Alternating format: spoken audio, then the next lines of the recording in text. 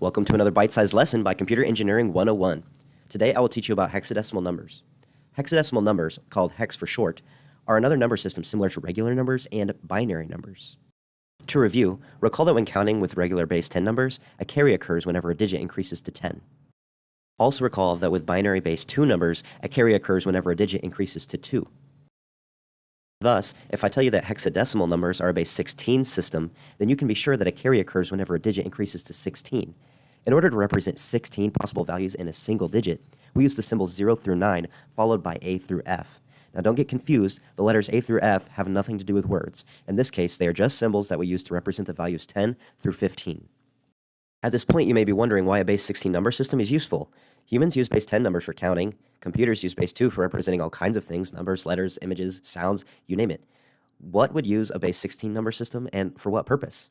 Well, hexadecimal numbers are primarily used by humans to represent binary information in a condensed way. This picture shows us how. Here we have the number 15 written down in regular, binary, and hex notation. Notice how in this situation, the 4 binary digits are at their max value, all ones. Increasing by just one more would require a new digit. Likewise, the single hexadecimal digit is maxed out at F.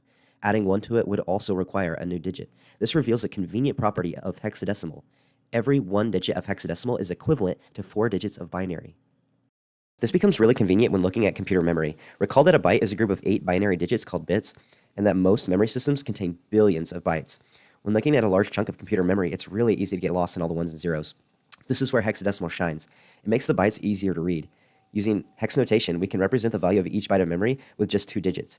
And moving 2 digits at a time, you can quickly navigate through memory until you reach the particular byte that you're looking for. Once there, it's very easy to convert from hex back to binary if you need to. With a little practice, you can quickly convert between hex and binary in your head. Let's say we have an 8-bit binary value and want to represent it in hex. To start, break the binary value into groups of 4 digits, convert each group of 4 into a base 10 number, and finally find the corresponding value in hex for each group and combine them together to get your answer. For example, the binary number 01011101 can be broken into 2 groups of 4 bits. The most significant bits, 0101, are equal to 5 in base 10, which is also equal to 5 in hex. The least significant bits, 1101, are equal to 13 in base 10, which is equal to D in hex. Thus, 01011101 in binary is equal to 5D in hex. Using a calculator, we can verify that this is true. We can also see here that the equivalent base 10 value is the number 93.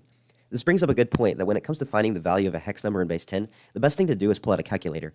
I could teach you the math here, but since hex is primarily used for representing binary more condensely rather than representing numbers, knowing how to compute the base 10 equivalent of hex isn't as important.